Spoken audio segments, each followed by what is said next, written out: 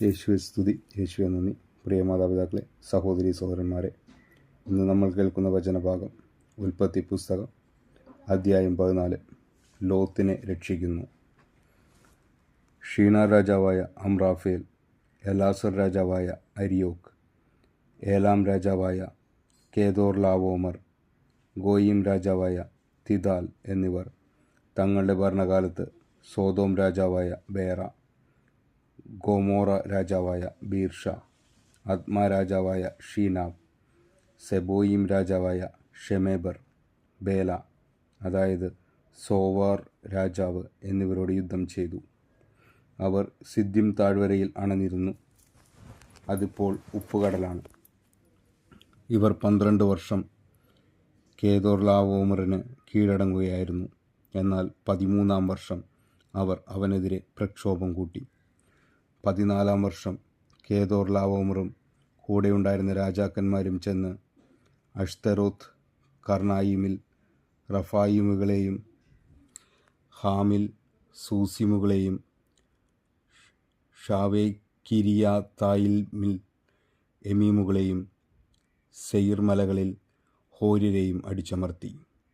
അവർ മരുഭൂമിയുടെ അതിർത്തിയിലുള്ള ഏൽപാരാൻ വരയിലെത്തി. അവർ പിന്തിരിഞ്ഞ് എൻമിഷ്പാത്തിൽ അതായത് കാദേശിൽ ചെന്ന് അമല്യേകരുടെ നാട് കീഴടക്കി. ഹസസോൻ താമാറിൽ പാർത്തിരുന്ന അമോര്യരെയും തോൽപ്പിച്ചു.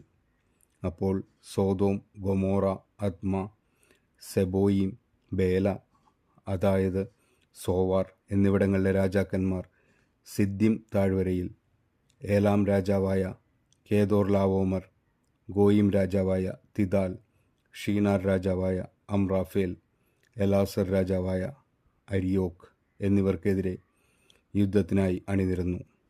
4 രാജാക്കന്മാർ 5 പേർക്കെതിരെ. സിദ്ദിം താഴ്വര നിറയെ ചെളിക്കുണ്ടുകളായിരുന്നു. സോദോമിലെയും ഗൊമോറയിലെയും രാജാക്കന്മാർ പിന്തിരിഞ്ഞോടിയപ്പോൾ ഈ കുഴികളിൽ വീണു. ശേഷിച്ചവർ മലയിലേക്ക് ഓടിപ്പോയി. സോദോമിലെയും ഗൊമോറായിലെയും സർവ്വസമ്പത്തും ഭക്ഷണ സാധനങ്ങളും കവർന്നുകൊണ്ട് ശത്രുക്കൾ സ്ഥലം വിട്ടു. സോദോമിൽ പാർത്തിരുന്ന അബ്രാമിൻ്റെ സഹോദരപുത്രനായ ലോത്തിനെയും അവൻ്റെ സ്വത്തുക്കളോടൊപ്പം അവർ പിടിച്ചുകൊണ്ടുപോയി. രക്ഷപ്പെട്ട ഒരുവൻ വന്ന് ഹെബ്രായനായ അബ്രാമിനെ വിവരമറിയിച്ചു. താനുമായി സഖ്യത്തിലായിരുന്ന എഷ്കോലിൻ്റെയും അനീറിൻ്റെയും സഹോദരനായ മാമ്രെ എന്ന അമോര്യൻ്റെ ഓക്കുമരത്തോപ്പിനടുത്താണ് അബ്രാം താമസിച്ചിരുന്നത്. സഹോദരൻ തടവുകാരനാക്കപ്പെട്ടു എന്ന് കേട്ടപ്പോൾ തൻ്റെ വീട്ടിൽ തന്നെ ജനിച്ചു വളർന്നവരും പയറ്റിത്തെളിഞ്ഞവരുമായ 318 പേരോടൊപ്പം അബ്രാം ദാൻ വരെ അവരെ പിന്തുടർന്നു. രാത്രി അവൻ തൻ്റെ ആളുകളെ പലഗണങ്ങളായി തിരിച്ച് ശത്രുക്കളെ ആക്രമിച്ച് തോൽപ്പിച്ച് ദമാസ്കസിന് വടക്കുള്ള ഹോബ വരെ ഓടിച്ചു. അവൻ സമ്പത്തൊക്കെയും വീണ്ടെടുത്തു.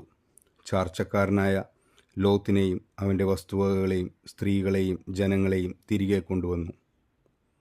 മെൽക്കിസദേക്ക് കോദാർലാവോമറെയും കൂടെയുണ്ടായിരുന്ന രാജാക്കന്മാരെയും തോൽപ്പിച്ചു മടങ്ങി വന്ന അബ്രാമിനെ എതിരേൽക്കാൻ സോദോം രാജാവിൻ്റെ താഴ്വര എന്നറിയപ്പെടുന്ന ഷാവേ താഴ്വരയിലേക്ക് ചെന്നു.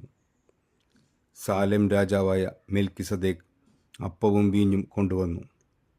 അത്യുന്നതനായ ദൈവത്തിൻ്റെ പുരോഹിതനായിരുന്നു അവൻ. അവൻ അബ്രാമിനെ ആശീർവദിച്ചുകൊണ്ട് പറഞ്ഞു, ആകാശത്തിൻ്റെയും ഭൂമിയുടെയും നാഥനായ അത്യുന്നതൻ്റെ ദൈവത്തിൻ്റെ കൃപാകടാക്ഷം നിൻ്റെ മേലുണ്ടാകട്ടെ. ശത്രുക്കളെ നിൻ്റെ കയ്യിലേൽപ്പിച്ച അത്യുന്നത ദൈവം അനുഗ്രഹീതൻ. അബ്രാം എല്ലാറ്റിൻ്റെയും ദശാംശം അവന് കൊടുത്തു. സോദോം രാജാവ് അബ്രാമിനോട് പറഞ്ഞു, ആളുകളെ എനിക്ക് വിട്ടുതരിക, സമ്പത്തെല്ലാം നീ എടുത്തുകൊള്ളുക. അബ്രാം സോദോം രാജാവിനോട് പറഞ്ഞു, ഞാൻ കർത്താവിൻ്റെ മുൻപിൽ, ആകാശത്തിൻ്റെയും ഭൂമിയുടെയും സൃഷ്ടാവായ അത്യുന്നത ദൈവത്തിൻ്റെ മുൻപിൽ ശപഥം ചെയ്യുന്നു, നിങ്ങളുടേതായ ഒരു ചരടോ ചെരുപ്പിൻ്റെ വാറോ ഒന്നും തന്നെ ഞാൻ എടുക്കുകയില്ല. ഞാൻ അബ്രാമിനെ സമ്പന്നമാക്കി എന്ന് നിങ്ങൾ പറയരുതല്ലോ.